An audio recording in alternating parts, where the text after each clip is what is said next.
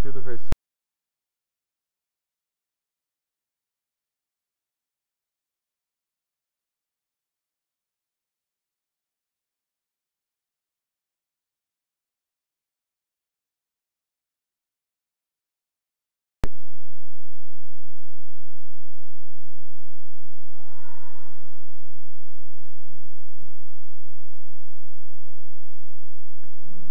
Depois disto, aconteceu que se afeiçoou a uma mulher do vale de Soreque, a qual se chamava Dalila.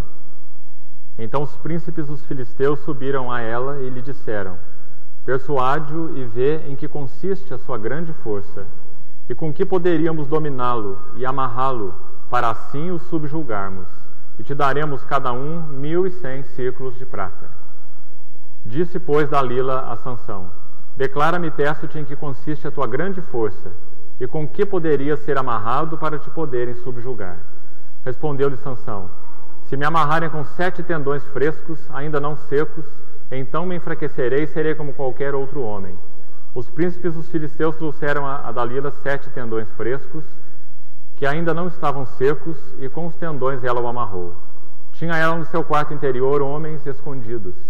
Então ela lhe disse: os filisteus vêm sobre ti, Sansão. Quebrou ele os tendões como se quebra o fio da estopa chamuscada. Assim não se soube em que lhe consistia a força.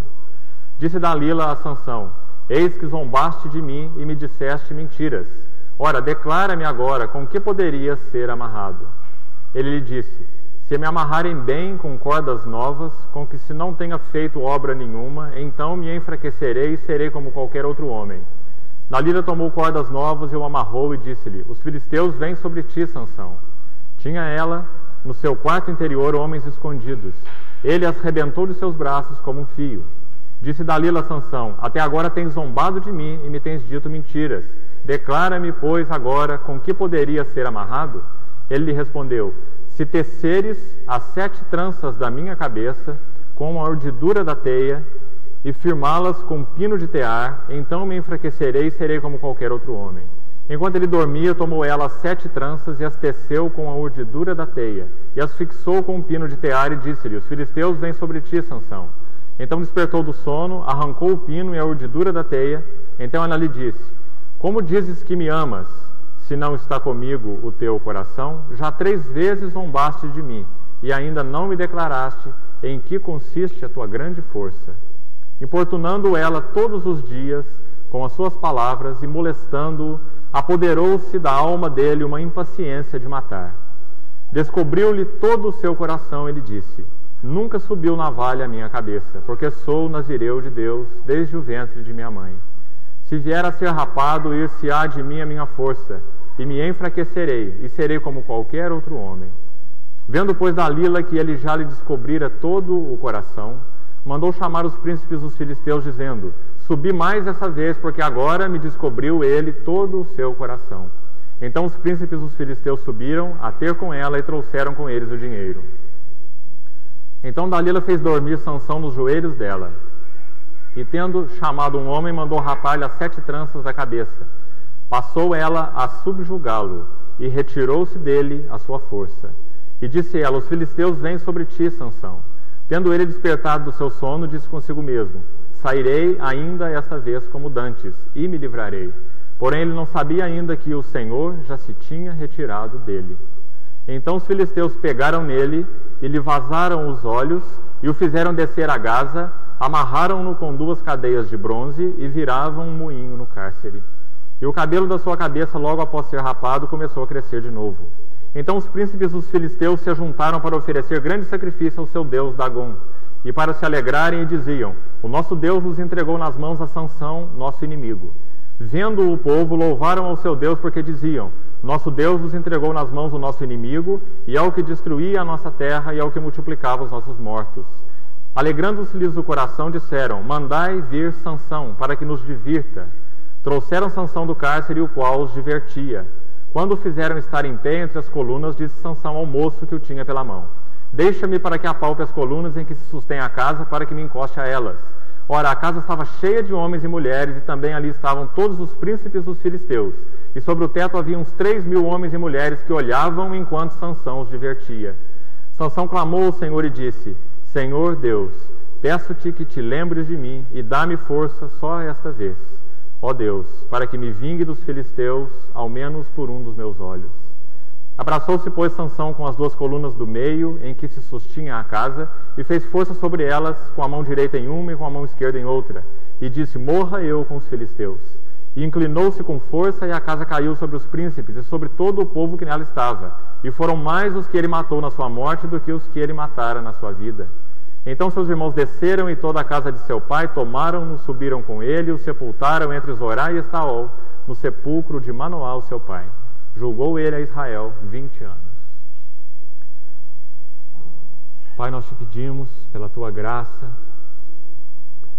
que o Senhor nos dê luz sobre essa porção da tua palavra nesse momento.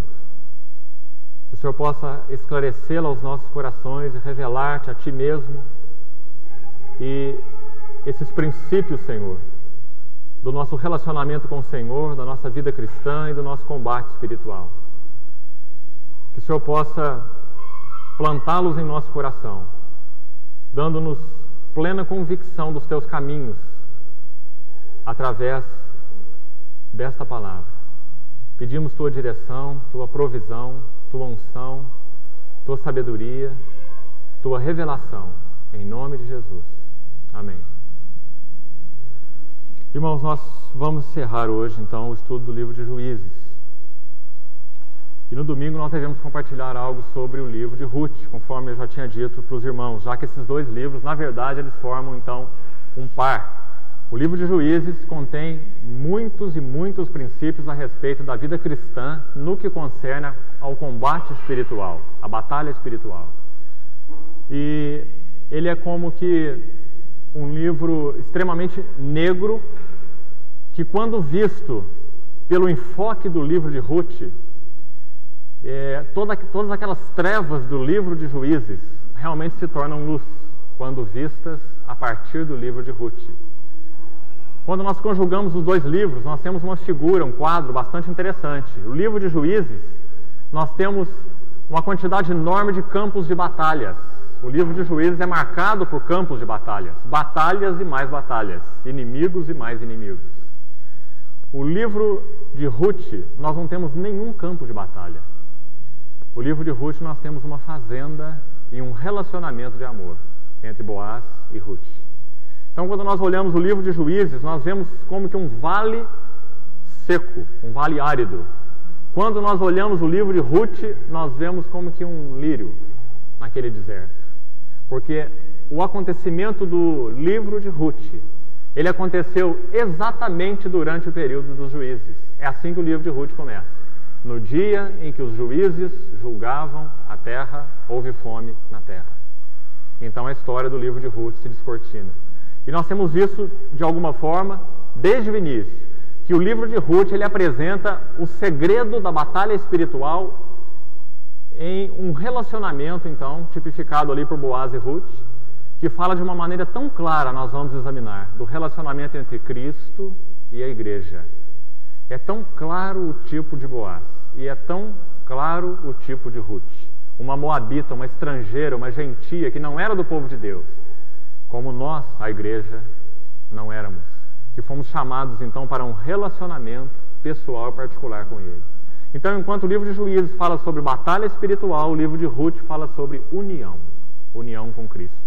E nós vamos, então, começar a examinar esse livro a partir da próxima reunião. Hoje eu queria ainda retomar com os irmãos alguns princípios do livro de Juízes, para nós encerrarmos essa história desse 5º cativeiro, então, a qual o povo de Deus foi submetido, que é o cativeiro aos filisteus. Nós vimos que esse cativeiro é uma figura, então, do nosso eu. É o 5º cativeiro desse livro. São 5 cativeiros. E os filisteus, nós já vimos por quê.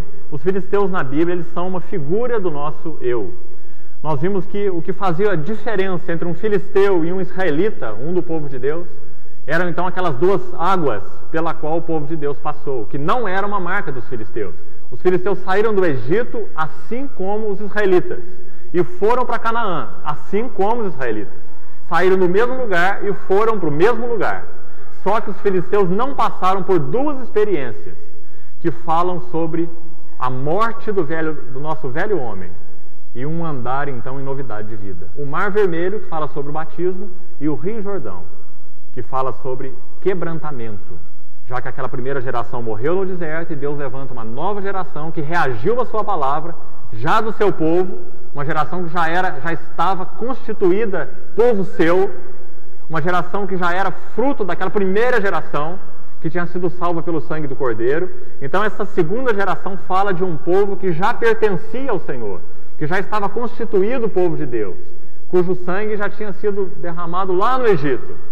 Então o Rio Jordão é uma figura desse quebrantamento posterior ao nosso novo nascimento. O Mar Vermelho fala do nosso batismo. O Rio Jordão fala do quebrantamento, do despir-se do velho homem, do renovar-se no espírito do nosso entendimento, na linguagem de Paulo em Efésios 4, né? E do revestir-nos do novo homem, criado segundo Deus.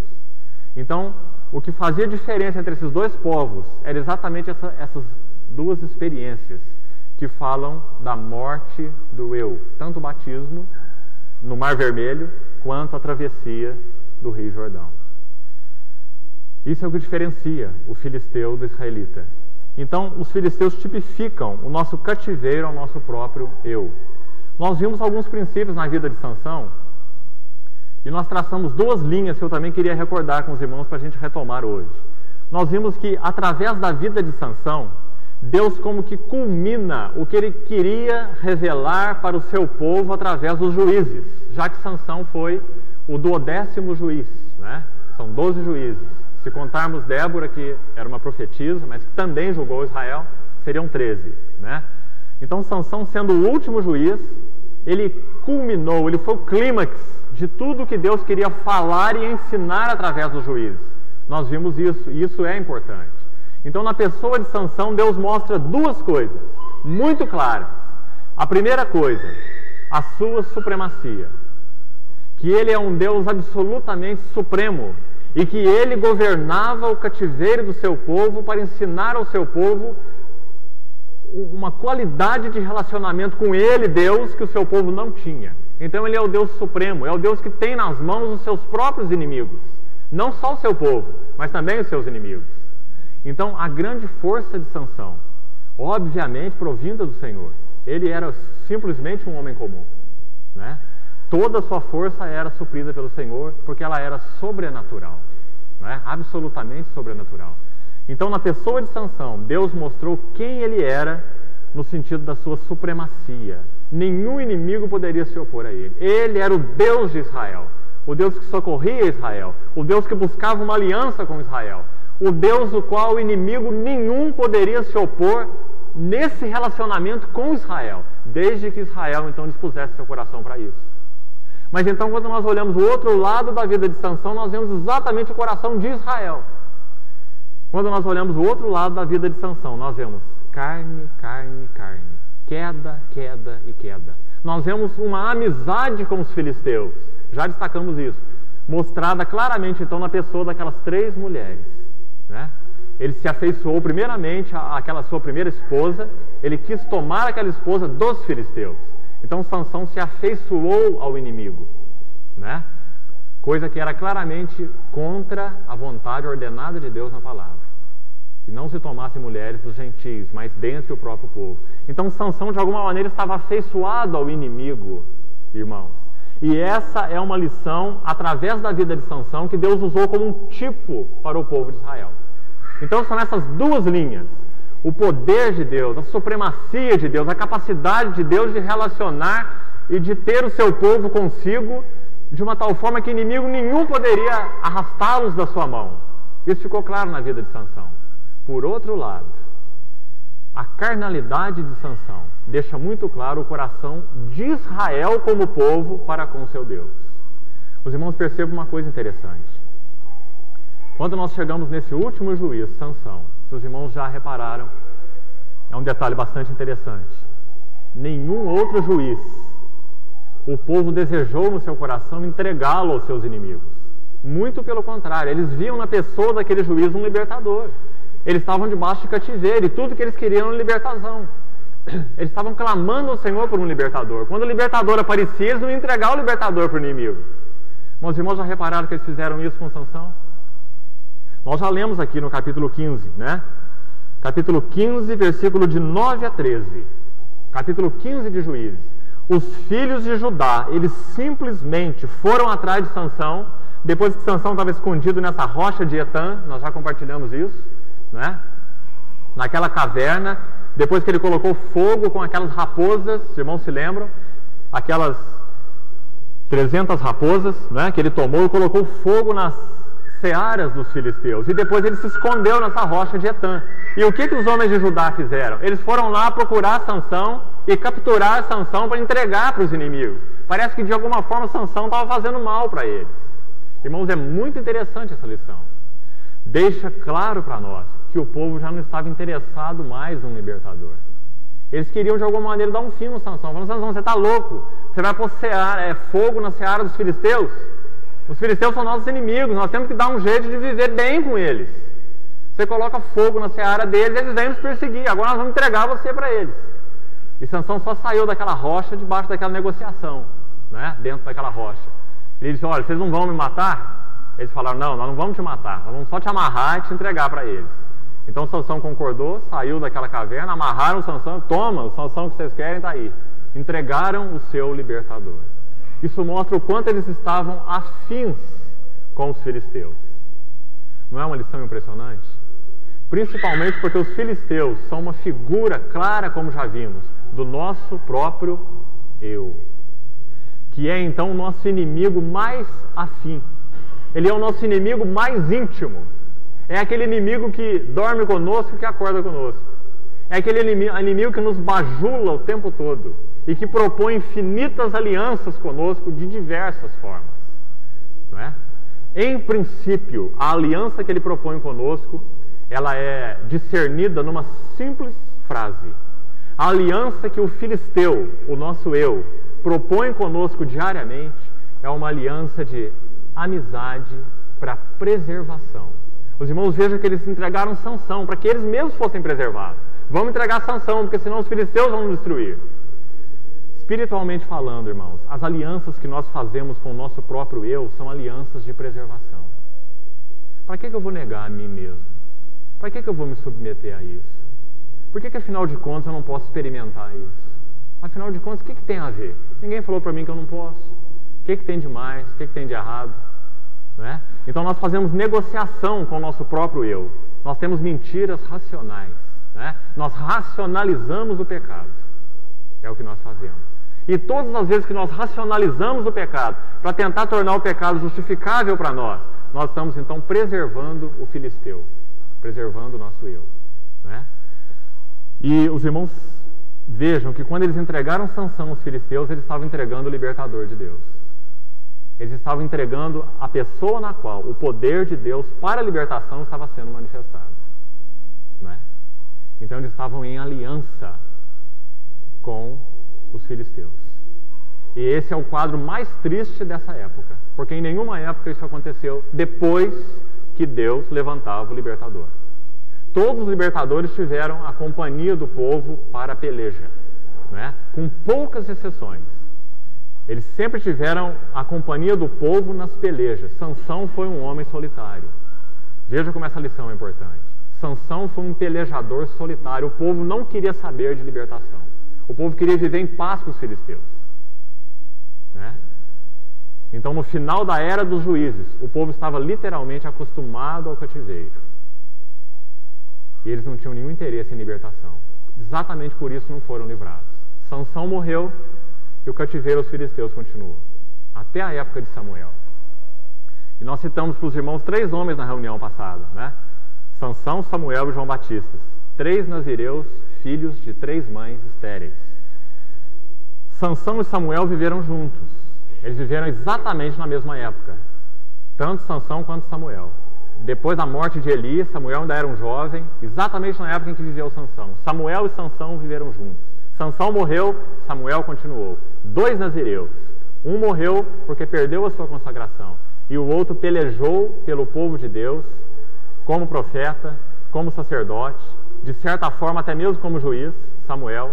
E ele libertou o povo desse último cativeiro aos filisteus. Foi Samuel quem libertou. Só que não foi em poderio militar. É tão impressionante a gente contrastar os dois nazireus, Sansão e Samuel. Um fracassou, porque perdeu sua consagração. O outro libertou o povo, mas não com poderio militar. Samuel, preste atenção, esse segundo nazireu de Deus, debaixo do mesmo nazireado, da mesma consagração que Sansão, ele libertou o povo de Deus do cativeiro dos filisteus, coisa que Sansão não fez. Não pelo poder da espada, mas pelo poder da palavra e pelo poder da oração. Se você ler 1 Samuel capítulo 7, você vai ver como que a vitória sobre os filisteus foi ganha através de Samuel. Enquanto eles pelejavam, Samuel intercedia. Samuel libertou o povo pela palavra, ele resgatou o povo para Deus e depois introduziu o rei segundo o coração de Deus, que foi Davi. Samuel foi quem introduziu o reino, né? Então ele libertou o povo desse cativeiro que Sansão não foi capaz por causa da perda do seu nazireado. Samuel, um outro nazireu, libertou o povo baseado na mesma consagração, mas sem falhar. Samuel libertou pela palavra e pela oração. Então, os dois têm uma história que tem que ser vista juntas, porque eles viveram exatamente na mesma época, eles foram contemporâneos. Nós, então, na reunião passada, paramos mais ou menos aí, né? Agora, eu queria prosseguir com os irmãos, então, a partir do versículo 4 do capítulo 16, o texto que nós lemos. Nós vimos que, quando Sansão se uniu àquela primeira mulher que ele tomou como esposa, aquela mulher de Tímina, Tímina significa terreno dividido, né? E nós vimos que, na verdade, é uma figura do próprio coração de Sansão. Sansão estava com o coração dividido, então ele toma uma mulher de onde ele não devia tomar, dos seus inimigos, né? Então ele é provado no que é natural, nos relacionamentos naturais, e ele cai. Depois, no capítulo 16, versículos de 1 a 3, capítulo 16, os irmãos veem que Sansão vai a Gaza, que é uma cidade dos filisteus, e ele toma uma prostituta. Agora ele é provado no que é carnal, e ele dá então um passo além na sua degeneração. Primeiro ele tomou uma esposa dos filisteus, não foi uma prostituta, foi uma esposa, né? Apesar de que dos inimigos, mas foi uma esposa. Agora Sansão dá mais um passo na sua queda. Agora ele coabita com uma prostituta dos inimigos, dos filisteus. Mas ele ainda não para aí. A partir do versículo 4, ele faz uma aliança com Dalila, mais uma dos filisteus, a terceira.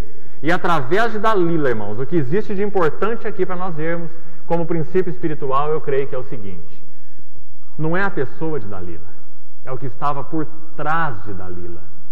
E eu creio que assim como Sansão, como eu já disse, sendo aquele último juiz, ele é o clímax de tudo que Deus quis ensinar, também Dalila é o clímax de tudo que Deus quis revelar a respeito dos filisteus. Ela é a terceira mulher, né? Dalila, o nome Dalila no hebraico significa delicada. Agora, o que tinha por trás dessa delicada? Os príncipes dos filisteus. Os príncipes dos filisteus. Então, em tipo, nós podemos dizer que Sansão estava sendo provado agora diante do que é demoníaco. Podemos dizer, usando a linguagem do Novo Testamento, que está ficando muito claro agora, que a luta de Sansão não é contra carne e sangue, como Paulo fala em Efésios 6. Não é contra seres humanos. O problema, na verdade, de Sansão não era Dalila, era o que estava por trás de Dalila, né? Então, por trás de Dalila, nós temos os príncipes dos filisteus, que subornaram Dalila com aquele dinheiro, né? Para que ela, então, conquistasse o coração de Sansão. E conquistando o coração de Sansão, eles teriam, então, Sansão nas suas mãos, né? Paulo, em Efésios, diz assim: a nossa luta não é contra carne e sangue, aquilo que nós vemos, mas contra principados e potestades nos lugares celestiais em Cristo. Esse é o quadro da história de Dalila. Por trás de Dalila, principados e potestades, os filisteus, que foram usados então, usaram Dalila com um único objetivo, irmãos, e presta atenção nisso: roubar o coração de Sansão. Todo combate espiritual, toda batalha espiritual tem um objetivo. Nós estamos terminando o estudo de Juízes onde nós começamos. O conflito espiritual não é um conflito de poder. O conflito espiritual, a batalha espiritual é um conflito de amor. A batalha espiritual acontece para que fique claro a quem pertence o nosso coração. Então, no último juízo, nós vemos isso de forma clara. O combate espiritual vai revelar a quem pertence o nosso coração. Essa é a finalidade da batalha espiritual. De certa forma, aquele período de 40 anos no deserto também foi um período de batalha espiritual. Eles confrontaram alguns inimigos ali no deserto, entre eles os amalequitas. Mas independente desses inimigos, eles não estavam confrontando inimigo o tempo todo, como aqui na época dos juízes. Lá no deserto eles confrontaram alguns inimigos, mas a maioria do tempo eles estavam sozinhos. Mas eles confrontaram um inimigo terrível, que era então o seu próprio eu. E o período do deserto foi um período de batalha espiritual. Foi um período pela conquista do coração, no qual o Senhor deixou bem claro em Deuteronômio que Ele tinha conduzido aquele povo para prová-lo e para saber o que estava no seu coração, se guardariam ou não os seus mandamentos. Então, irmãos, essa é uma chave importante a respeito de batalha espiritual. Batalha espiritual não é um conflito de poder. Senhor, me dá mais poder, eu preciso de mais poder, poder para vencer isso, poder para amarrar aquilo, poder para ganhar essa vitória, poder para conquistar isso. Batalha espiritual é um conflito de amor. Porque poder na Bíblia é sempre uma consequência de amor. A Bíblia nunca diz assim, sede poderosos, porque o Senhor vosso Deus é poderoso. Mas a Bíblia diz, sede santos, porque o Senhor vosso Deus é santo. Então, poder na Bíblia é sempre uma consequência do relacionamento com Deus. Santidade, semelhança com Deus. Então, a chave da batalha espiritual é o coração.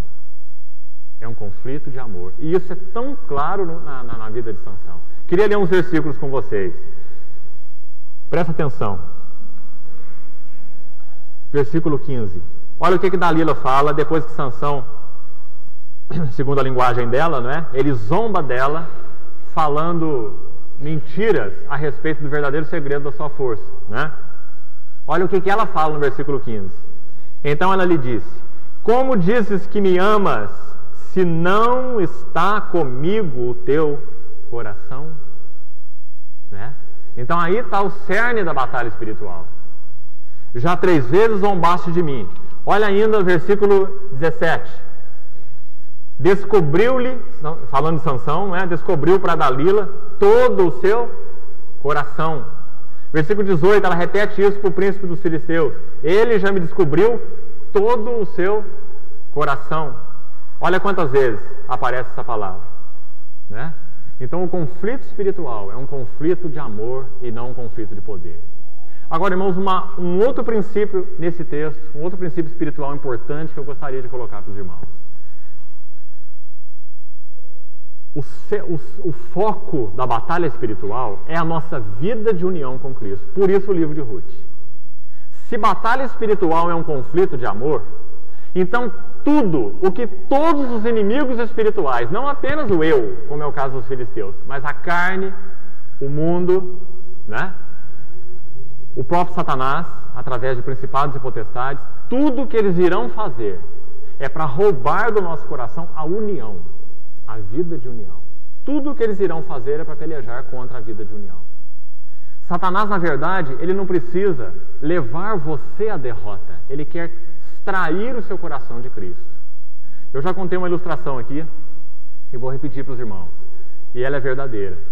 Durante uma guerra que foi travada há muitos anos entre chineses e japoneses, há mais ou menos uns 50 anos atrás, os chineses descobriram um segredo muito interessante para vencer os japoneses. Eles estavam meio apavorados diante daquela batalha porque os japoneses tinham tanques de guerra e tanques muito poderosos.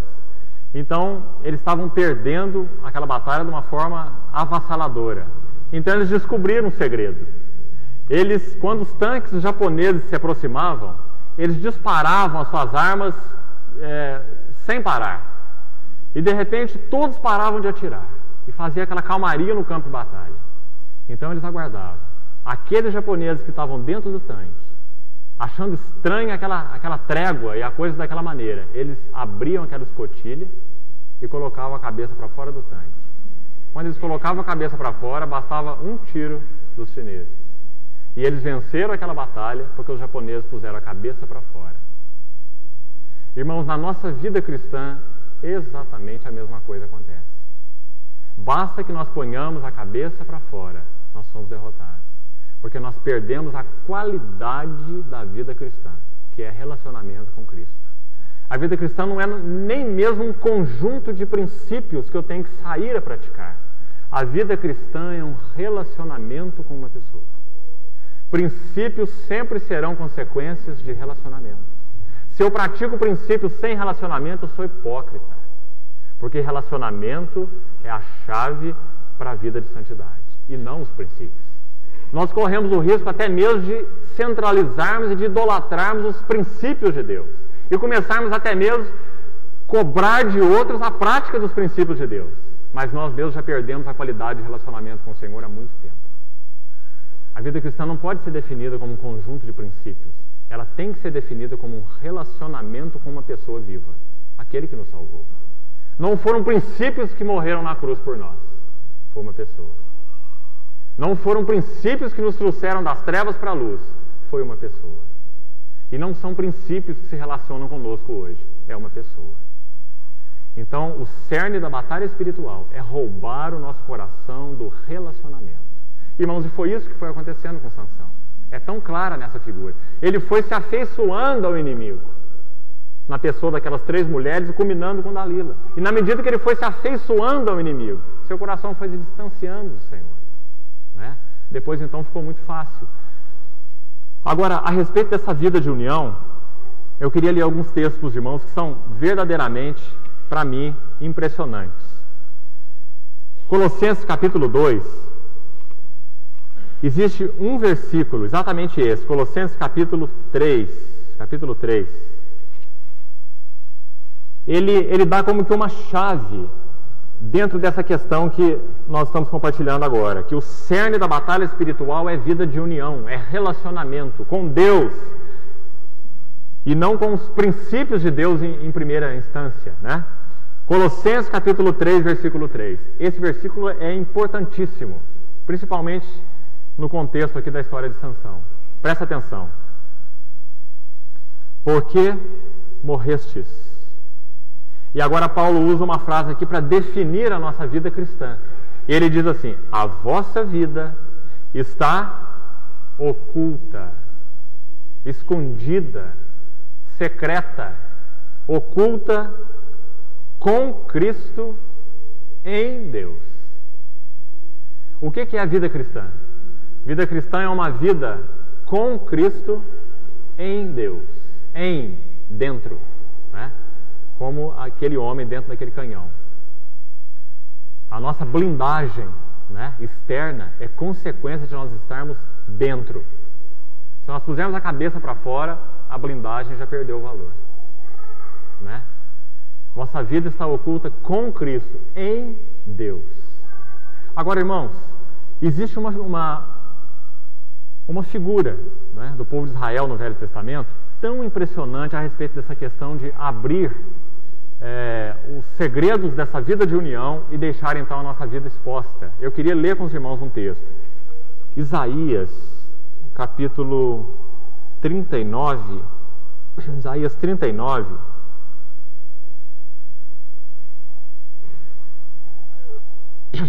Vamos ler alguns versículos. Isaías 39.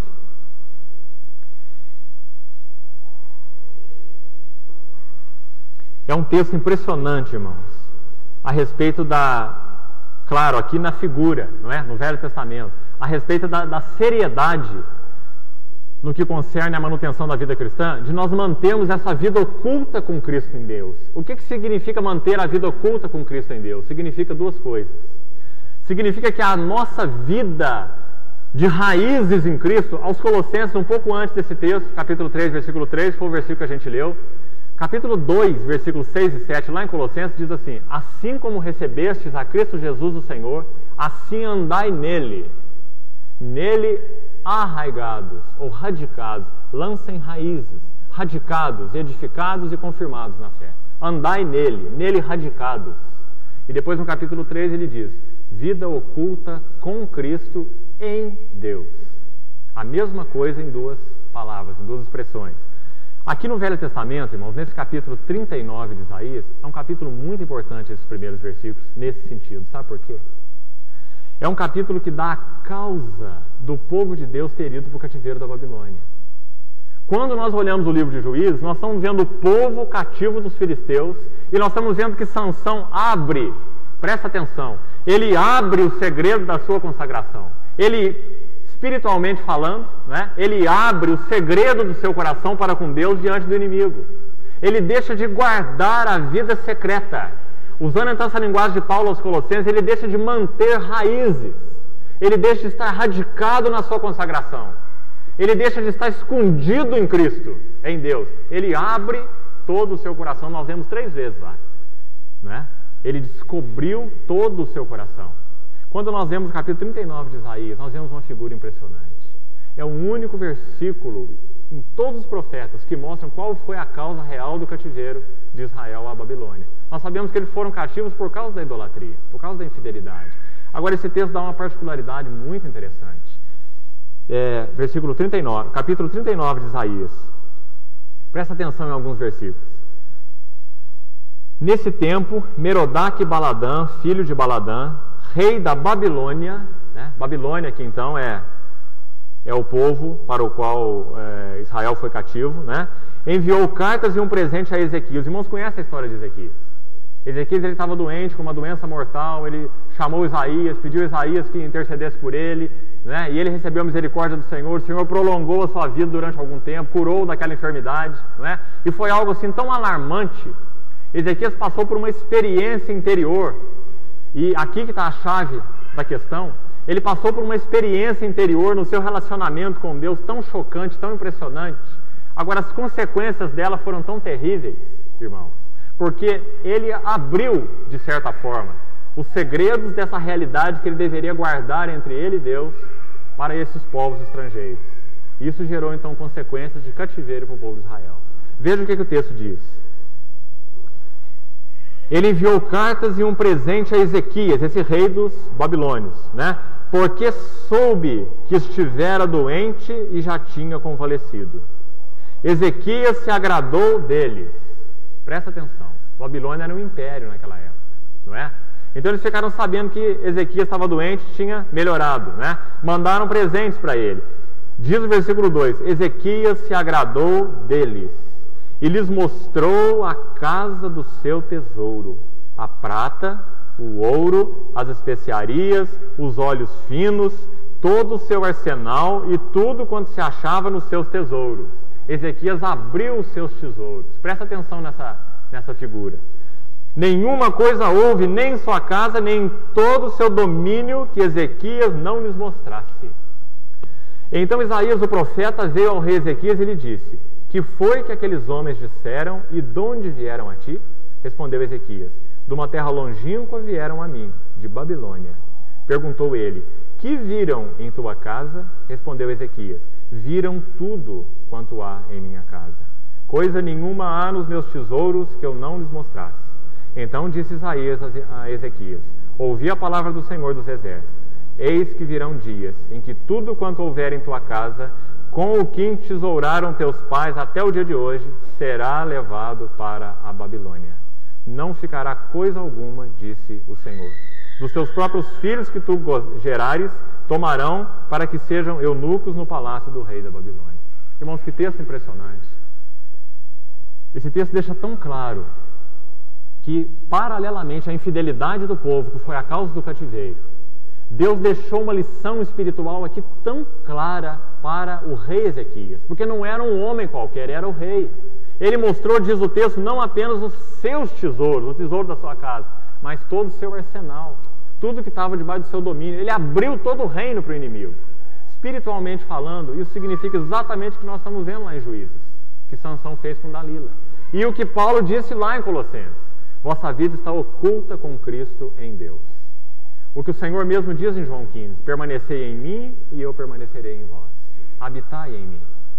Irmãos, se nós não mantivermos a nossa vida oculta, a nossa vida de relacionamento, isso tem tantas implicações na nossa vida.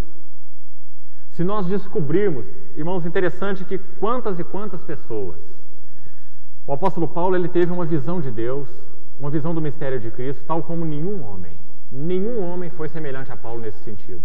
Ele conta alguma coisa tão insignificante sobre essa grandiosidade de revelação que ele teve do mistério de Deus. Ele diz que ele foi arrebatado ao terceiro céu. Terceiro céu na Bíblia significa a presença imediata de Deus. Ele diz assim: eu não sei se no corpo ou fora do corpo, Deus o sabe, mas eu fui arrebatado até o terceiro céu. Isso significa que Paulo, espiritualmente falando, ele teve aquela visão pessoal, clara, de todo o mistério de Deus, algo que homem nenhum teve, não é? E ele apenas conta isso depois de 14 anos, presta atenção, 14 anos.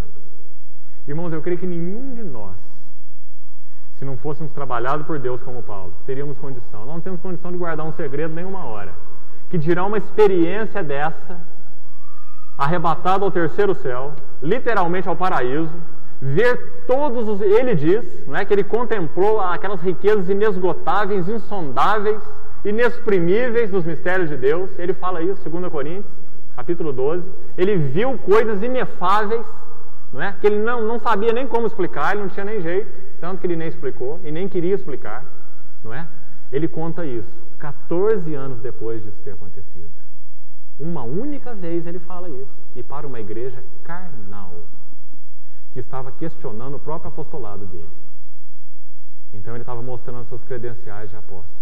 Então ele diz: eu conheço um homem no corpo ou fora no corpo, não sei, Deus o sabe, que foi arrebatado até o terceiro céu, ouviu coisas inefáveis que não é lícito ao homem referir. Ele não contou a sua experiência. Paulo tinha uma vida oculta, uma vida secreta. Irmãos, hoje nós vemos mais e mais pessoas que têm prazer de falar das suas experiências. Parece que só pregam experiências, não é? Deus me falou, Deus me disse, Deus me mostrou, Deus me deu sonho, visão, me arrebatou, me mostrou isso. E pessoas usam isso até mesmo para se colocarem como profetas no meio do povo de Deus. Nós vemos tanto isso, não é? Um anjo me falou, uma visão, uma revelação, não é? Mas na verdade isso não é coerente com a vida cristã e nem com o ministério cristão. A própria vida de Paulo é um exemplo. E quando nós olhamos esse princípio espiritual aqui de Isaías, lá de Juízes, nós vemos a mesma coisa. Também nesse sentido, a nossa vida deve ser guardada. Não significa que você não possa compartilhar experiências espirituais, mas significa que você tem que ter um discernimento do alto, porque você vai estar abrindo os segredos do seu coração. Então você tem que ter uma sensibilidade muito grande. Como aquilo pode ser feito, de que maneira, como Paulo fez aos Coríntios num devido momento, até certo ponto, não é? E porque julgou necessário para disciplinar aquela igreja carnal, não é? Dos Coríntios. Então, unicamente por isso, ele abriu uma pequena parte, não é? E somente para essa igreja. Então isso inclui a nossa vida oculta. Agora, em essência, isso não é a nossa vida oculta, apenas nesse sentido. A nossa vida oculta significa o nosso relacionamento pessoal com o Senhor. Aquilo que faz raiz na tua vida, o que você tem experimentado dele. Se isso não for mantido, nós então perdemos a batalha espiritual, né? Esse texto de Isaías é muito impressionante a respeito desse abrir os tesouros, né, do seu coração. Agora, tem mais um versículo em Cantares, ainda nesse sentido, que eu queria ler com os irmãos. No livro de Cantares, 2 versículos, do capítulo 4 de Cantares.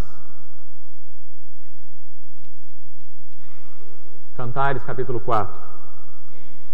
Preste atenção, o mesmo princípio agora, de outra forma, colocado de outra forma. Versículos 12 e 16. Olha no versículo 12 o que o esposo, Salomão, né? Tipo de Cristo, aqui em Cantares. Olha o que o esposo fala sobre a esposa. Eu queria que você prestasse atenção nesse versículo, que é mais um texto que vem fortificar esse princípio espiritual da nossa vida oculta com Cristo em Deus. Cantares 4, versículo 12. Olha o que o esposo, que tipifica Cristo, diz para a esposa, que é uma figura da igreja. Jardim, o quê? Fechado és tu, minha irmã, noiva minha. Manancial, recluso, fonte selada. Irmãos, a nossa vida cristã não é uma fonte de turismo para as outras pessoas. A nossa vida cristã é uma questão de relacionamento pessoal com o Senhor.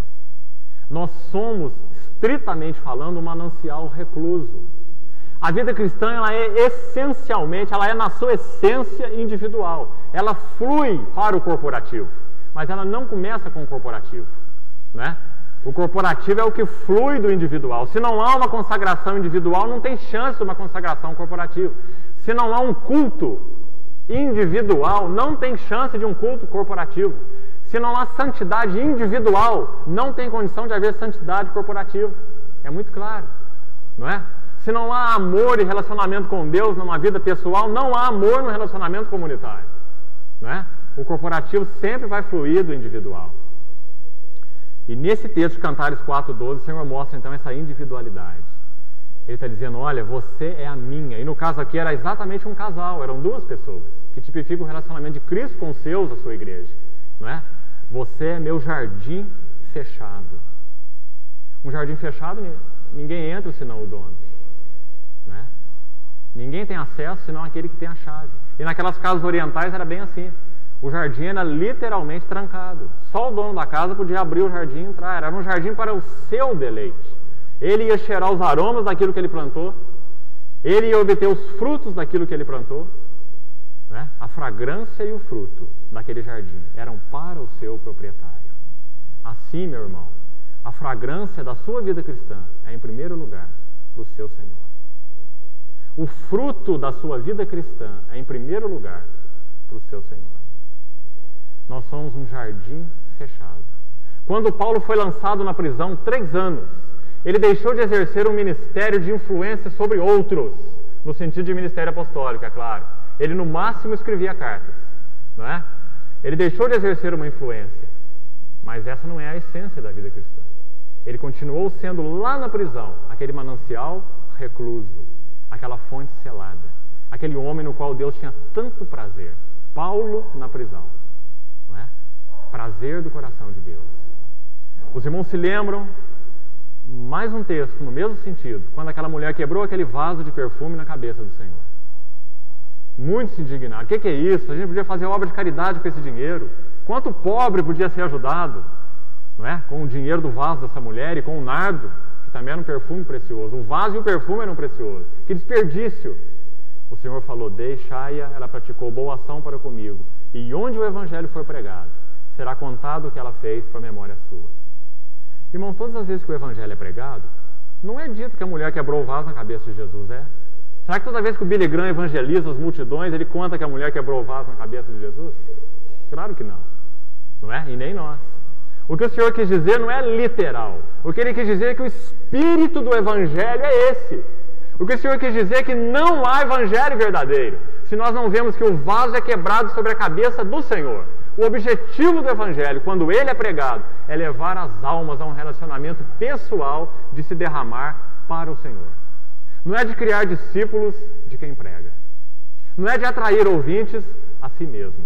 Onde o Evangelho foi pregado, será contado o que ela fez. Porque esse é o objetivo do Evangelho. Por isso que o Senhor falou. O Evangelho só pode ser pregado assim. Toda vez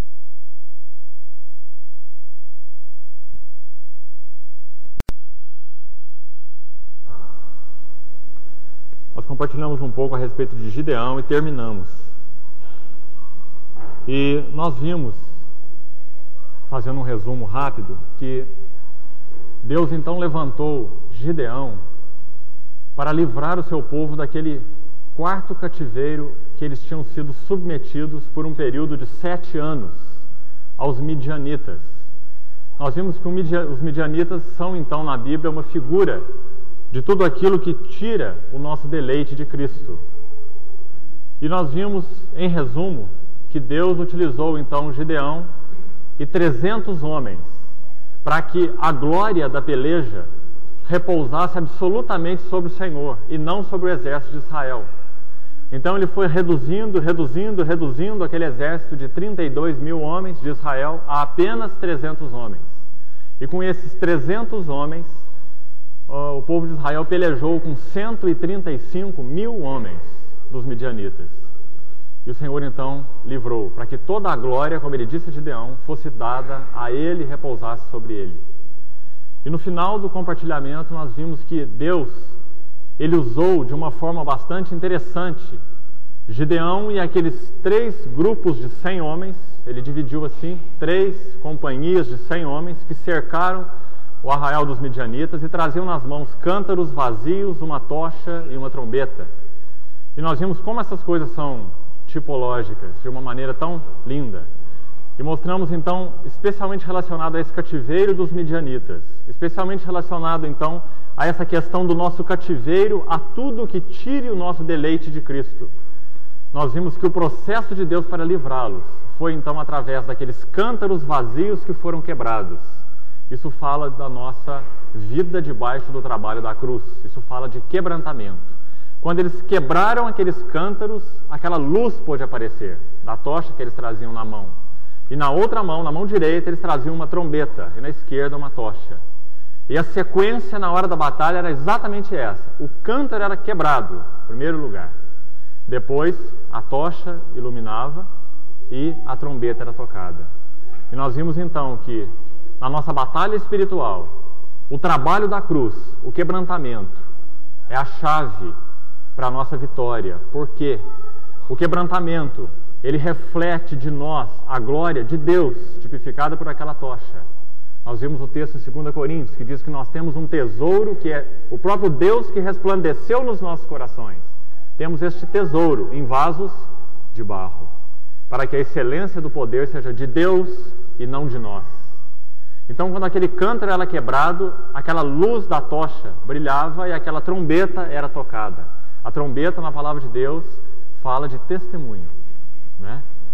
Então, o quebrantamento é a fonte da luz e do testemunho, que na verdade são uma coisa só. O quebrantamento é a fonte da glória de Deus ser vista nas nossas vidas e do testemunho da palavra de Deus ser visto das nossas vidas.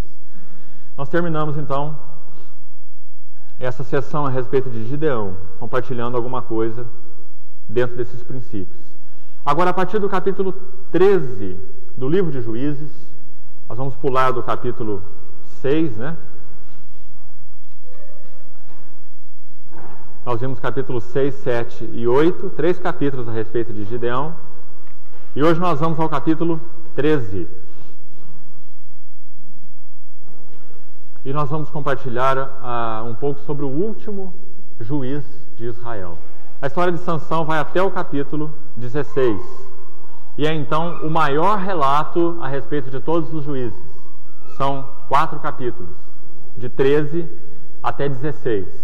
Nós vimos com os irmãos quando iniciávamos esse estudo do livro de Juízes, que é a partir do capítulo 17, como vocês podem notar nas suas Bíblias, o relato deixa de ser cronológico. O relato passa a ser... o capítulo 17 inicia, na verdade, um epílogo, aliás, um prólogo, né? Que vai até o capítulo 21, né? Um capítulo 21. Capítulo 17 até capítulo 21. E nesse final, irmãos, o que é narrado é exatamente uma ilustração desse período dos juízes. A história dos juízes vai até o capítulo 16, com Sansão. Depois, a partir do capítulo 17, nós temos uma narrativa final que, na verdade, é ilustrativa a respeito desse período. Então, os irmãos vão continuar vendo coisas terríveis a respeito dessa era negra, que é a era dos juízes, né? Há alguns relatos, então, a partir do versículo 17. Agora, antes de nós lermos alguns versículos do capítulo 13 a respeito de Sansão, eu queria que os irmãos notassem algumas coisas gerais importantes aqui. São 12 juízes que Deus usou para falar ao povo de Israel. 12 juízes. Nós sabemos que o 12 na Bíblia é um número que fala a respeito do governo celestial. Por exemplo, o Senhor escolheu 12 tribos de Israel. O Senhor escolheu 12 apóstolos. A Nova Jerusalém tem 12 fundamentos. Então, o número 12 na Bíblia fala de governo celestial, de administração celestial. E o Senhor levantou 12 juízes para governarem Israel. Agora, irmãos, um detalhe a respeito de Sansão é que, por ele ser, então, o 12º, Sansão, ele é uma completação de tudo aquilo que Deus tinha, na verdade, para falar para o seu povo na era dos juízes. Nós podemos dizer que Sansão, ele é um somatório de toda a lição espiritual que Deus quis dar ao seu povo na época dos juízes. E isto é muito importante. Porque nós vamos ver na vida de Sansão duas linhas, duas coisas duas linhas gerais na vida e na história, nos feitos de Sansão. Por um lado, nós vemos o poder de Deus como em nenhum outro. Em nenhum outro. Os irmãos podem pegar desde o primeiro juiz. Podem olhar a história de Eude, a história de Débora e Baraque, Gideão mesmo, que executou uma vitória ali tremenda com os 300 homens. Mas a história de Sansão é inigualável, porque é uma história absolutamente sobrenatural. O Senhor utilizou um homem de uma forma absolutamente sobrenatural. Em nenhuma história de nenhum juiz nós vemos o poder de Deus, e ele destinava então, através de Sansão, deixar isso claro para Israel. Lá no final, no 12º juiz, no final de tudo, ele queria deixar claro para Israel, claríssimo, duas coisas. O poder de Deus é absolutamente ilimitado. Ele demonstrou isso na vida de Sansão. Irmãos, é incrível o que Deus quis mostrar na vida de Sansão. Qualquer criança que tenha sido instruída na palavra de Deus aqui hoje, nesse local de reunião, conhece a história de Sansão. Mas eu creio que é uma história bem mal interpretada. E eu creio que nós precisamos entrar em detalhes mais fundos a respeito dessa história. Mas ela é realmente cativante, em muitos aspectos. Nenhum dos juízes que Deus levantou em Israel teve a capacidade de demonstrar o poder de Deus como Sansão. Nenhum dos juízes rasgou um leão como se rasga um cabrito, sem ter nada nas mãos. Nenhum dos juízes, depois de aprisionado numa cidade inimiga, ele tenha arrancado as portas dessa cidade com as suas ombreiras e tudo, com a sua tranca, com seus ferrolhos, arrancado a porta dessa cidade, colocado no ombro e subido até o topo da montanha e deixado a porta lá em cima do monte. Nenhum homem era capaz de fazer isso, e nem mesmo centenas de homens. E Sansão arranca a porta da cidade de Gaza sozinho e a leva até o cume do monte no ombro. Então, ele, com uma queixada de jumento, ele mata 1000 filisteus, com osso de jumento na mão. Então, em nenhum dos juízes, o poder de Deus é tão claramente visto como na pessoa de Sansão. Essa é a primeira linha. Deus deseja deixar claro para Israel que Ele é o bom Deus, o soberano Deus, o onipotente Deus, que desejava ter, então, uma relação por excelência com o seu povo Israel. Uma relação na qual eles nunca experimentariam, então, cativeiro de nenhuma forma a nenhum povo, porque eles teriam uma relação com o onipotente Deus. Então ele deixou claro o seu poder na vida de Sansão. Sansão foi levantado por um lado para revelar o poder de Deus. Essa é a primeira linha, é muito clara, já que ele é tão diferente dos outros juízes. Então, o último juiz, o 12º juiz, Sansão, Deus deseja mostrar a glória do seu poder, a sua supremacia. Por outro lado, irmãos, na vida de Sansão, nós temos uma outra lição, agora negativa. Na vida de Sansão, o 12º juiz, Deus deseja deixar claro para o seu povo que o coração deles tinha uma infidelidade incurável. Essa é a outra lição importante. Na pessoa de Sansão, o Senhor deseja deixar claro que a infidelidade, a prostituição espiritual da vida do seu querido povo Israel era incurável. Então nós vemos a história de Sansão e o caráter de Sansão refletir isso. É verdadeiramente impressionante. A história de Sansão com mulheres é uma marca da sua história. Sansão toma primeiro uma esposa em Tímina, uma cidade dos filisteus, e se casa com ela, o que era absolutamente proibido pela lei. Que qualquer homem do povo de Deus se casasse com uma mulher então estranha, ímpia. E Sansão toma uma mulher de Tímina para sua esposa. Como se isso não bastasse, logo depois Sansão toma uma prostituta de Gaza e com ela ele mantém um período de relacionamento. E como se ainda não bastasse, ele se afeiçoa a Dalila, também uma mulher dos filisteus, através da qual ele vai então perdendo a sua consagração. Então essas duas linhas são muito evidentes na pessoa de Sansão. Por um lado, a supremacia gloriosa de Deus. Ele não é um Deus qualquer. Ele é o Deus onipotente, soberano. Ele refletiu isso, é claro que de forma limitada. Deus é muito mais do que Sansão, mas ele refletiu para o povo ver de uma forma absolutamente indescritível, né? O poder de Deus na vida de Sansão, fazendo coisas que deixariam qualquer inimigo de boca aberta, né? Como arrancar aqueles ferrolhos daquela porta daquela cidade e carregá-la nos ombros. Então Sansão mostrou o poder ilimitado de Deus, por um lado. E Sansão mostrou na vida dele, tudo isso na sua vida e nos seus feitos, ele mostrou a infidelidade incurável do seu povo. Ele mostrou o adultério espiritual do seu povo. Ele mostrou o coração idólatra do seu povo na pessoa de Sansão. E essas duas lições, então, marcam o final da era dos juízes. Porque logo depois, Deus vai então levantar Samuel, que foi um outro nazireu. E através de Samuel, se os irmãos olharem em 1 Samuel capítulo 7, Samuel, profeta e sacerdote de Deus, através do seu comando, ele levanta, ele chama Israel para uma batalha na qual os filisteus são derrotados completamente, já que Sansão não derrotou os filisteus. Sansão apenas iniciou esse processo.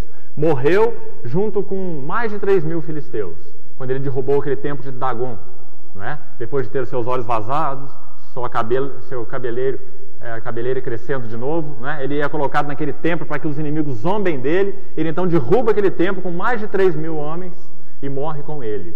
E o povo de Israel continua sendo oprimido pelos filisteus, porque Sansão não os libertou de todo, até a época de Samuel, alguns anos depois, quando então Samuel é levantado e livra o povo, baseado no mesmo fundamento original de Sansão, consagração. Sansão era um nazireu, Samuel também era um nazireu. Depois nós vamos ver o significado disso. Então Samuel livra o povo absolutamente do domínio dos filisteus. E não somente livra, mas ele muda a era dos juízes para os reis. Samuel introduz o primeiro rei, que foi Saul, e depois Davi. Então Samuel foi um outro nazireu na palavra de Deus, utilizado por Deus para mudar a era dos juízes para os reis. Ele foi quem introduziu então Saul, o primeiro rei, e para revelar na sua pessoa o valor da consagração, perdido por Sansão. São detalhes muito interessantes. E se os irmãos então procurarem ir mais a fundo em cada um deles, os irmãos vão ver como é rico. Existem 3 nazireus mencionados em toda a Bíblia, de filhos de mulheres estéreis. O primeiro é Sansão. Sansão, nazireu, filho de uma mulher estéril. O segundo é Samuel, que eu já acabei de citar, filho de Ana e Eucana. Sua mãe também era estéril. E o terceiro nazireu é João Batista, que também era filho de uma mulher estéril. Então são 3 homens nazireus, filhos de 3 mulheres estéreis. E em cada um deles, Deus realiza feitos extraordinários. Na vida de Sansão, nós vamos estudar o que Deus queria demonstrar. O valor da consagração, principalmente no sentido negativo, a perda da consagração, o que ela implica. E o fundamento, então, que a consagração é e significa na nossa vida pessoal com Deus. Na pessoa de Samuel, a mesma consagração. Deus, então, levantando Samuel para literalmente mudar a era. Ele foi um homem que mudou a sua era. A era dos juízes para a era dos reis. E foi, então, um homem também conforme o coração de Deus. E depois João Batista, o último nazireu, filho de uma mãe estéril. Ele mais do que Samuel. Se Samuel introduz a era do reino, introduzindo Saul, Davi e outros reis, João Batista introduz o próprio rei, o Senhor Jesus. João Batista foi aquele que anunciou e que preparou o caminho do Senhor.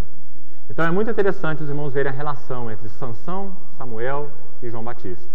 3 nazireus, filhos de mães estéreis, demonstrando então a absoluta soberania, prazer e bondade de Deus, né? Gerando filhos em ventres estéreis e filhos então que foram absolutamente a ele consagrados. Sansão, Samuel e João Batista. E 3 homens impressionantemente importantes na história do povo de Israel. E nós vamos ver então o primeiro deles, e o único deles, né? Os outros nós não vamos compartilhar a respeito deles. Pelo menos não dessa vez. Vamos ver um pouquinho sobre Sansão. Eu queria ler com os irmãos então no capítulo 13 do livro de Juízes. Irmãos, o cerne da vida de Sansão então é a consagração. Porque Sansão era um nazireu. É a primeira coisa importante a respeito dele. Deus deseja mostrar na vida de Sansão o que consagração significa. Guardem isso, porque isso é o fundamento de toda a história. Na pessoa de Sansão, um nazireu, o primeiro nazireu, então, filho de mãe estéril, Deus deseja mostrar o que consagração significa. Como ela deve ser mantida, como ela pode ser perdida. Como ela deve ser mantida e como ela pode ser perdida. E outra coisa, Deus deseja mostrar na vida de Sansão, o nazireu, que a consagração é o fundamento do poder espiritual. Essa é a lição-chave da história de Sansão. A consagração é o fundamento do poder espiritual. Não existe poder sem consagração. A gente vai entrar em detalhes e os irmãos vão entender o porquê de todo esse relato, como ele é colocado aqui em Juízes. Mas os irmãos se lembram que quando aquela cabeleira de Sansão foi raspada, não que o poder estivesse no cabelo, mas o poder estava na consagração. E aquele cabelo comprido era um reflexo exterior de uma realidade interior. Assim como o poder nosso hoje, na nossa vida com o Senhor, não está no nosso batismo, na água do nosso batismo, né? A água que caiu sobre a nossa cabeça e nos batizou, ela não tinha poder nenhum. O poder está na nossa união com Cristo. Fomos mortos com Ele e ressuscitados com Ele. Assim o nazireado, o poder não estava no cabelo comprido. O poder estava no voto de consagração. Aquele cabelo era um reflexo exterior de uma realidade interior. Então os irmãos se lembram que quando aquele cabelo foi cortado, Sansão se tornou um homem, como diz a palavra, comum. Um homem como todos os homens. Ele não tinha mais poder, porque a consagração é o fundamento do poder espiritual. Nós não conseguimos poder espiritual pedindo poder. Nós obtemos poder para viver a vida cristã, poder espiritual, vivendo uma vida no altar. O altar fala de consagração. Permitindo que o Senhor trabalhe todas as áreas da nossa vida. Vida de altar na Bíblia fala de consagração. O nazireu era alguém absolutamente votado ao serviço de Deus. Literalmente falando, para aquele tempo, o nazireu era alguém colocado à parte. Esse é o sentido literal do termo. Nazireu significa separado. Sansão era um nazireu, separado. Ele não ia exercer um ofício secular, ele não ia trabalhar no campo, ele era separado, ele iria servir a Deus. E se os irmãos observarem em Números capítulo 6, eu também não vou entrar em detalhes para a gente ganhar tempo. Números capítulo 6, os irmãos vão ver o voto de nazireado. Livro de Números, foi uma ordenança de Deus através de Moisés. Os irmãos vão ver como é interessante. O nazireado era, na verdade, para os irmãos entenderem bem, uma porta lateral ao sacerdócio. Isso significa o seguinte: ninguém tinha direito de ser sacerdote e, digamos, consagrar-se voluntariamente ao serviço de Deus, porque Deus tinha uma linhagem de sacerdotes. Ele tinha escolhido uma família para servi-lo. Ele tinha escolhido baseado em alguns parâmetros, né? Ele tinha escolhido a família, a casa de Arão, dentro da família de Levi.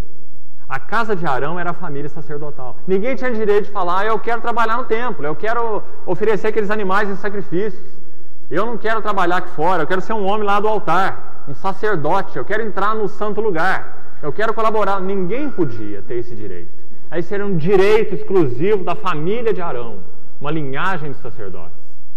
Agora, irmãos, é tão impressionante, porque nós sabemos que hoje no Novo Testamento nós somos um reino de sacerdotes. Todos nós somos sacerdotes. Temos comunhão com Deus, servimos a Deus e adoramos a Deus, sem precisar de intermediários. E é interessante como que lá no Velho Testamento, Deus como que abriu uma porta lateral para que isso pudesse acontecer. Olha como isso é interessante. A bondade de Deus. Deus abriu uma porta lateral, digamos assim, para que aquele homem que quisesse fazer um voto de serviço a Deus, esse voto então era um voto de nazireu. Ele poderia se consagrar voluntariamente ao Senhor para o seu serviço. Ele não precisava ser da casa de Arão. Ele seria um nazireu e ele seria separado para esse serviço. Isso mostra então que a intenção de Deus era que todo o seu povo realmente fosse um reino de sacerdotes. Ele deixou isso claro para o povo. Vós me sereis um reino de sacerdotes e uma nação santa, se somente ouvirdes a minha voz. Não é? Sereis a minha propriedade peculiar. Então o nazireu era exatamente esse homem que se consagrava voluntariamente. Agora, irmãos, na pessoa de Sansão, é muito interessante nós vermos. O Senhor usa Sansão para deixar claro para o povo de Israel, então, a sua bondade, o seu poder, né, aliás, e a infidelidade do povo de Israel. Agora, na pessoa de Sansão, esse não foi um voto escolhido. Presta atenção nisso. Quem escolheu o nazireado para Sansão foi o próprio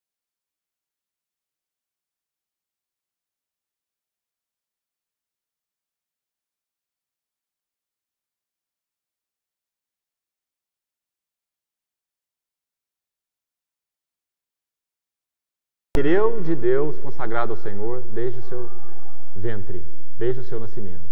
Então, por que isso? O nazireu era um voto, e voto é voluntário. Por que isso aconteceu dessa forma? Porque Deus queria deixar claro na pessoa de Sansão que não era o seu povo Israel que o tinha escolhido, mas que Deus é quem tinha escolhido Israel. Ele deixou isso claro na pessoa de Sansão. Sansão não optou pelo voto do nazireado. O voto do nazireado o alcançou. Foi posto sobre ele, assim como a nação de Israel. A nação de Israel não optou por servir a Deus. Eles foram escolhidos por Deus para serem uma nação de sacerdotes. Então os irmãos vão ver que tudo na vida de Sansão, desde o seu nascimento, reflete seu caráter, seus feitos, refletem o que Deus queria revelar a respeito de si mesmo, Deus, e do seu povo Israel na sua relação com ele. Ele ia revelar tanto a sua soberana escolha, ele escolheu Sansão para ser um nazireu, assim como ele escolheu Israel para ser seu povo. Ele ia revelar seu amor soberano, sua soberana escolha. Ele iria produzir uma geração impossível, porque Sansão não só foi dito à mãe dele que ele seria um nazireu, mas foi dito a uma mãe estéril. Era impossível Sansão vir à existência. Então Deus queria deixar claro para o povo de Israel que era impossível que eles se tornassem povo de Deus, senão por uma geração de Deus, por uma escolha de Deus. Né? Uma mãe estéril e um filho nazireu. Então isso era para ficar claro para Israel, sua soberana eleição. Sua sobrenatural eleição. Né? A bondade de Deus na sua eleição. Isso por um lado. O poder de Deus baseado nessa eleição que repousava sobre o seu povo. Né? A aliança de Deus com esse povo. Agora, por outro lado, o caráter de Sansão revelou a reação do povo ao seu Deus. Digamos que o povo de Israel como todo também era um nazireu de Deus. Eles também foram chamados para ser um reino de sacerdotes. Mas a história dos juízes deixou muito claro, e culmina agora então na pessoa de Sansão, porque ele é o 12º, ele é a culminância de tudo isso. Fica claro que eles reagiram erradamente a toda essa bondade de Deus e ao chamado de Deus. E Deus então deixou claro na pessoa de Sansão quais eram as consequências desse abandono do nazireado. Qual seria a consequência deles optarem por, na prática, não serem um reino de sacerdotes? Por eles optarem, na prática, a não consagração. Quais seriam, então, as consequências? Então, é muito interessante se traçarem as duas linhas na vida de Sansão. Senão, nós não conseguimos entender. Né? Agora, traçando essas duas linhas, você consegue entender. Senão você diz, mas como que Deus chamou Sansão, nazireu, consagrado, tratou... Mas como que Sansão pode se comportar assim? Isso não é possível. Um juiz de Israel, um líder do povo, como é que ele pode ter essas atitudes tão carnais e de certa forma, tão depravadas até? Porque o Senhor queria mostrar na pessoa de Sansão quem era o seu povo Israel para com ele. Sansão era um tipo de todo o povo de Israel. O que Sansão fez para com Deus, o povo de Israel estava fazendo para com Deus. Sansão fez literalmente, o povo de Israel estava fazendo espiritualmente. Então Sansão reflete o caráter infiel do povo de Israel. Né? Por esse outro lado, então. Vamos ler então alguns versículos do capítulo 13. Juízes. Tendo os filhos de Israel tornado a fazer o que era mal perante o Senhor, preste atenção que essa frase aqui introduz todos os cativeiros. Nós vimos isso no início. Essa frase aparece no livro de Juízes, muitas vezes. Né? Tendo os filhos de Israel tornado a fazer o que era mal perante o Senhor. Aparece 6 vezes. Este os entregou nas mãos dos filisteus por 40 anos.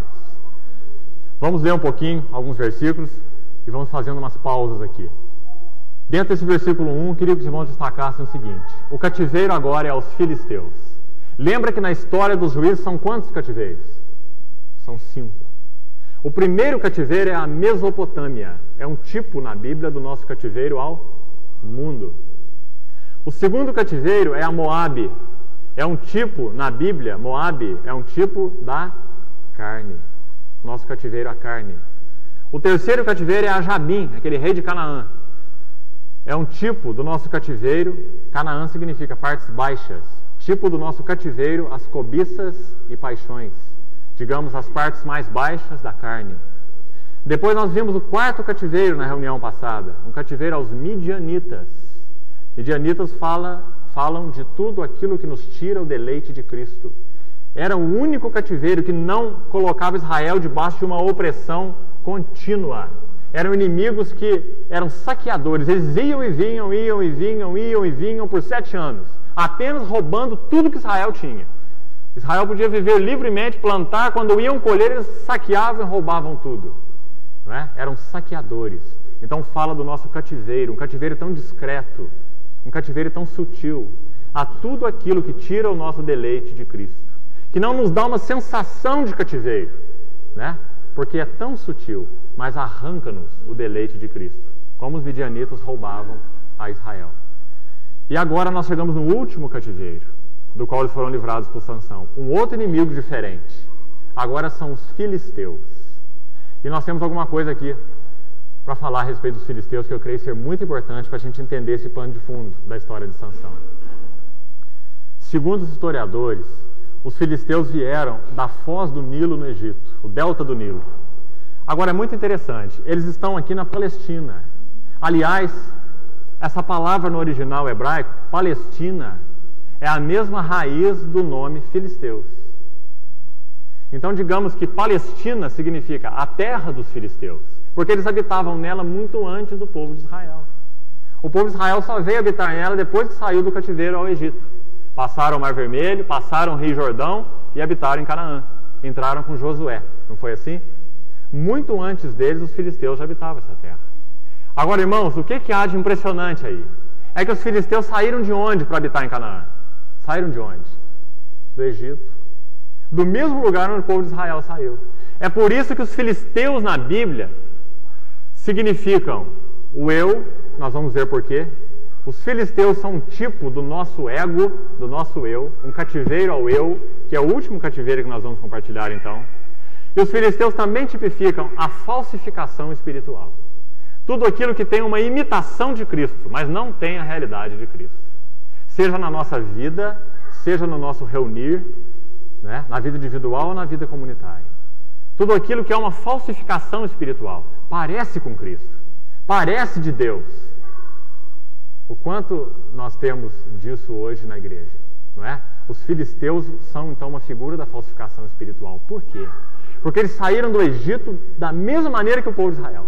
Habitavam em Canaã da mesma maneira que o povo de Israel. O que fazia diferença, amplamente falando, entre os filisteus e os israelitas?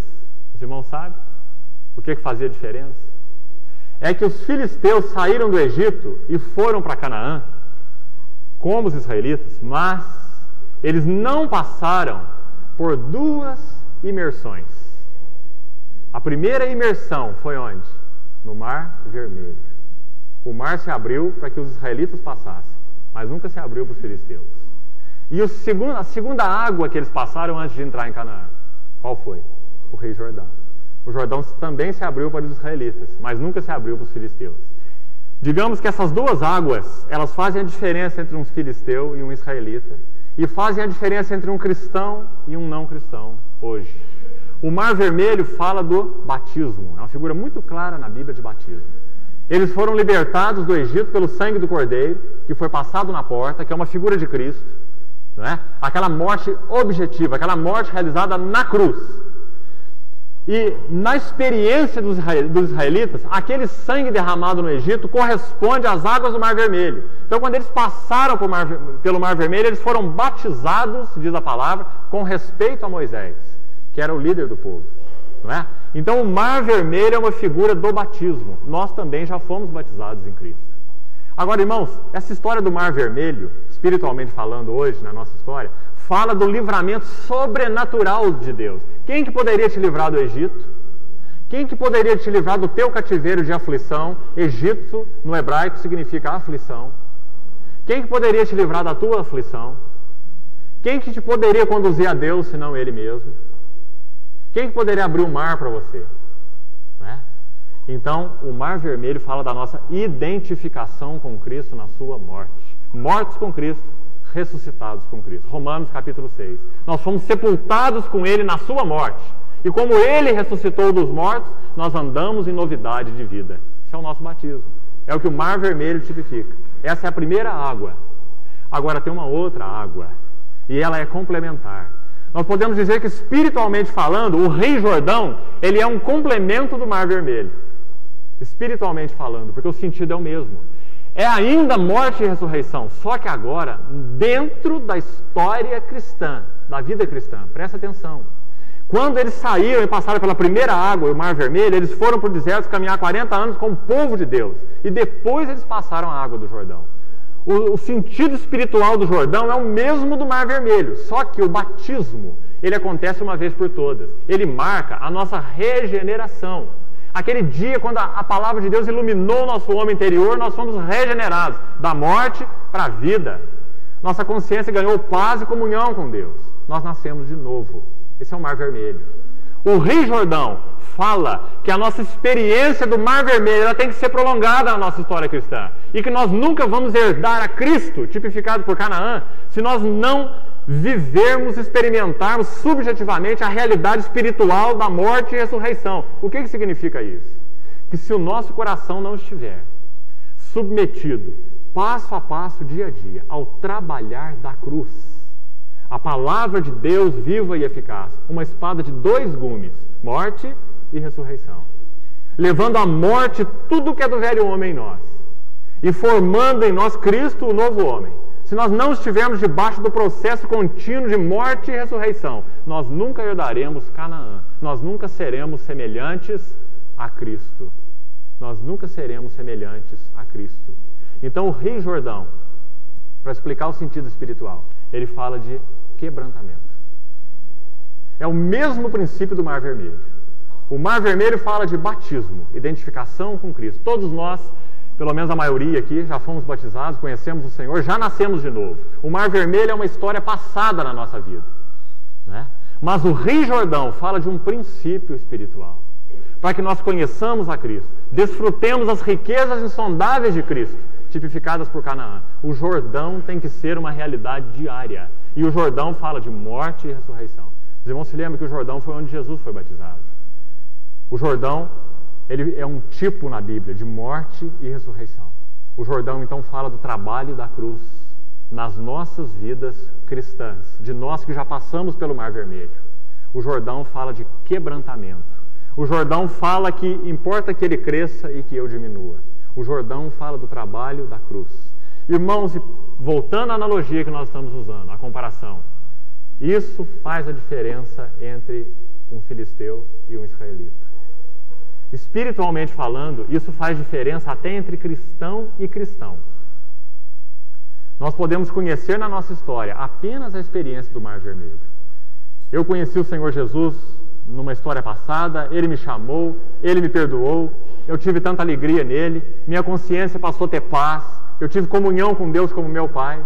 Mas se a nossa vida não consiste diariamente em negarmos a nós mesmos, que é o princípio do Jordão, negarmos a nós mesmos. Lucas capítulo 9 diz assim: dia a dia, diário, dia a dia, tome a sua cruz e siga-me. Então nós não herdaremos as profundidades de Cristo, as riquezas insondáveis de Cristo.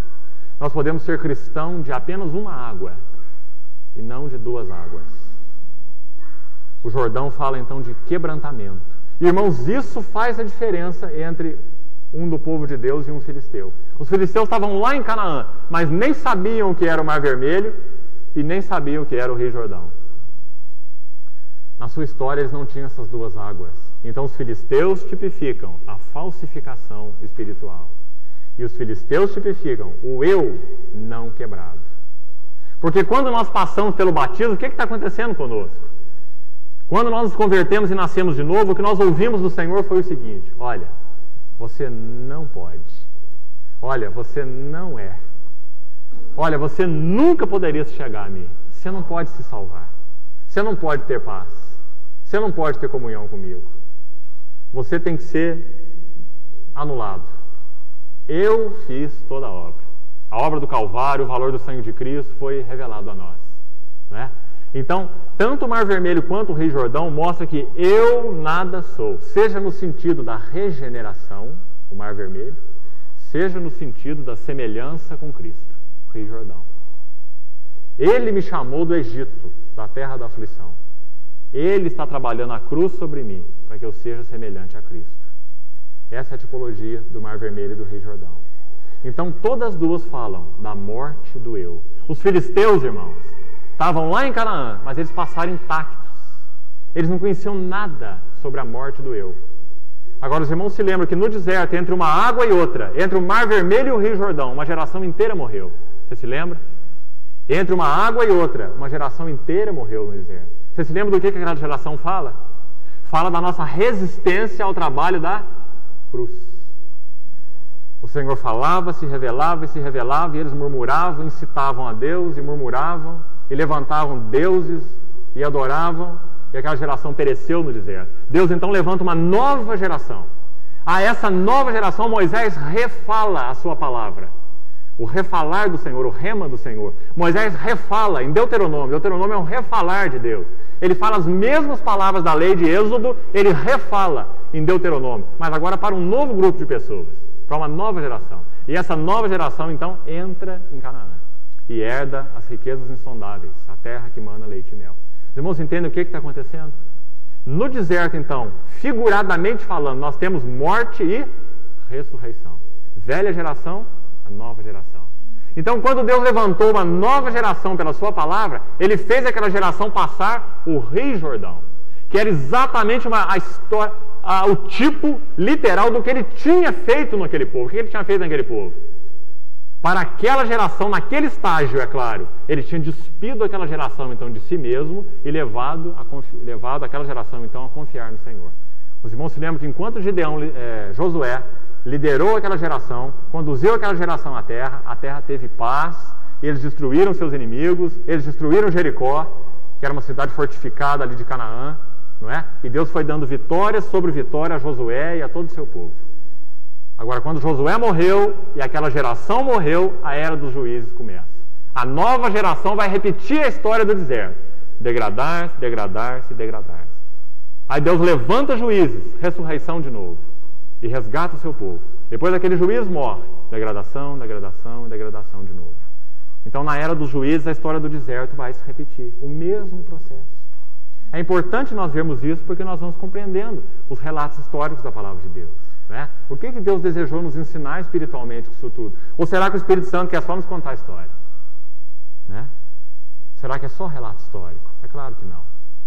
Deus está desejando colocar nos nossos corações o princípio da morte e ressurreição. Ele cresça e eu diminua. Deus está desejando cravar nos nossos corações a crucialidade, a centralidade do trabalho da cruz, despindo-nos do velho, revestindo-nos do novo. Eu diminua, ele cresça. Né? Então, irmãos, os filisteus são esses inimigos que tipificam o eu não tocado, o eu não quebrado, o eu não tratado. Esses inimigos estavam lá em Canaã e confrontaram o povo de Israel. Agora, olha como o Espírito Santo é preciso em tudo que ele faz. O que nós vemos nessa história dos filisteus? Presta atenção em mais detalhes aqui. Foram os últimos inimigos a serem liquidados do povo de Israel. E foram os inimigos mais persistentes. O que você acha disso? Deus levantou Otoniel e lidou com a Mesopotâmia, que tipifica o mundo. Deus levantou Eude e lidou com a carne. Deus levantou Débora e Baraque e lidou com as paixões e cobiças. Não é? Em figura. Em símbolo, é claro. Deus levantou Gideão e lidou com o que tirava o deleite de Cristo. Mas Deus levantou Sansão e não lidou com os filisteus. Todos os outros cativeiros foram terminados. O cativeiro aos filisteus prosseguiu. Será que isso também nos fala alguma coisa? Claro que fala. O último e mais terrível inimigo com o qual nós lutamos e que sempre permanece conosco é o nosso próprio eu. É o nosso ego, que não se submete ao trabalho da cruz, que resiste à palavra de Deus, né? Que leva-nos então a experimentarmos a morte, não reagindo ao falar de Deus, se dependesse da nossa simples natureza. É só pela graça, pela compaixão, pela atração de Deus que Ele mesmo pode lidar com esse filisteu que está dentro de nós. É só pela sua bondade, pelo seu poder, pelo seu poder de atração sobre as nossas vidas, né? Porque assim como levantando um juiz, e o mais poderoso deles, observe esse detalhe também, não foi apenas um juiz, foi o mais poderoso dos juízes, Sansão. Mesmo levantando o mais poderoso dos juízes, Deus ainda não lidou com os filisteus. Os filisteus prosseguiram até Samuel, um outro nazireu, né?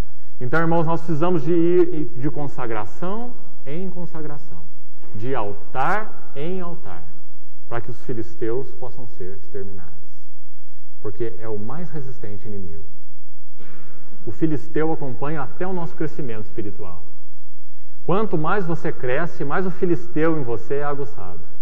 Aquele eu que fala assim, você está ficando muito bom, você está chegando lá, mais um pouquinho você chega lá, né? Então o filisteu acompanha até o nosso crescimento espiritual, impedindo que Cristo seja realmente tudo em nós, e que todos os nossos valores repousem nele e não em nós. O filisteu vai junto conosco no nosso crescimento espiritual, a todo momento, propondo alianças conosco, né? Então, na pessoa de Sansão, Deus deixa isso muito claro. E os irmãos vão ver o seguinte, na carne de Sansão, ou a carne de Sansão, assim como a nossa carne, né, faz com que Sansão busque aliança com os filisteus, na pessoa, então, daquelas mulheres. Sansão não faz aliança com homem filisteu nenhum. É tão interessante se olhar a história de Sansão. Ele só faz aliança com mulheres, né? As mulheres foram um problema na vida de Sansão, as mulheres dos filisteus, né? Então, Dalila, nós vamos chegar lá na quarta-feira, que a gente vai dividir para compartilhar depois. Sabe o que significa Dalila? Que foi a última mulher na história de Sansão? Dalila significa delicada. É tão interessante, irmãos, a forma delicada, sutil, não é? Dalila, como o nosso eu propõe alianças conosco. Você não pode fazer isso com você, mas afinal de contas você merece isso. Você merece um pouco de respeito, você merece um pouco de consideração, você merece um pouco de atenção dos outros. Você merece, você merece, você merece, você merece, não é? E essas coisas são Dalila na nossa vida, são delicadas, são sutis, né? Atraem a nossa carne, como atraiu a carne de Sansão. E levou Sansão. O que Dalila fez com Sansão? Dalila levou Sansão à perda da sua consagração. Dalila levou Sansão a perder a vida de altar. Espiritualmente falando, o nosso eu nos tira do altar. Se nós não colocarmos o nosso eu no altar, o nosso eu nos tira do altar. Se nós não mantivermos o nosso eu no altar, o nosso eu nos arranca o altar. Ou o nosso eu está sobre o altar, ou o nosso eu nos tira o altar. Só tem as duas opções na nossa vida. Ou nós nos mantemos sobre o altar, ou o nosso ego vai arrancar o altar da nossa vida. Das duas, uma. Foi o que o Senhor quis dizer. Se alguém quer vir após mim, a si mesmo se negue. Negue o seu eu. Tome a cruz e siga-me. Na vida de Sansão, esses princípios vão ficar muito claros, irmãos. Porque o princípio do nazireado é a consagração. É a vida de altar.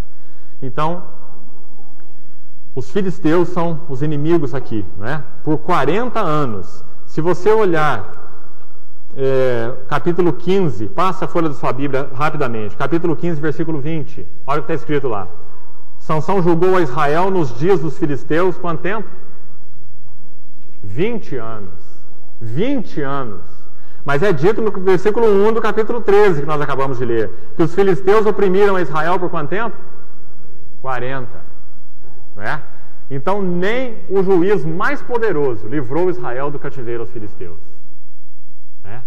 Irmãos, sem a nossa consagração mantida. E por que ele não livrou? Porque ele perdeu o seu altar, ele perdeu a sua consagração. Se a nossa vida de altar, se a nossa vida de consagração for perdida, nós não temos chance contra o eu, contra o filisteu. Né? Versículo 2 do capítulo 13. Havia um homem de Zorá, da linhagem de Dan. Dan era uma tribo que ficava bem no sul da Palestina, chamado Manoá, cuja mulher era estéril e não tinha filhos. Apareceu o anjo do Senhor a esta mulher. Observe que nesse sentido Sansão também é muito especial. Só tiveram 2 juízes para os quais o anjo do Senhor apareceu. Nós já vimos que isso é uma teofania, não é? É uma manifestação de Deus mesmo, naquela forma angélica ali, então. O anjo aparece com letra maiúscula aí. Não é um anjo qualquer, é o anjo, se referindo ao próprio Deus, uma manifestação de Deus não encarnada, não é? Para Gideão, nós vimos na reunião passada, e para Sansão. Dentre os 12 juízes, só para esses 2. Então, em mais esse sentido, Sansão é também especial, né? Apareceu o anjo do Senhor a essa mulher, que seria a sua mãe, né? E lhe disse: eis que és estéril. Olha que figura linda do seu povo. E nunca tiveste filho, porém conceberás e darás à luz um filho. Agora, pois, guarda-te, não bebas vinho ou bebida forte, nem comas coisa imunda. Porque eis que tu conceberás e darás à luz um filho, sobre cuja cabeça não passará navalha, porquanto o menino será nazireu, consagrado a Deus desde o ventre de sua mãe. E ele, olha essa palavra agora, começará. Ele não terminou, ele parou no meio, porque ele perdeu a sua consagração. Ele começou a livrar Israel do poder dos filisteus. Começou e não terminou. Por quê? Porque ele foi roubado da sua consagração.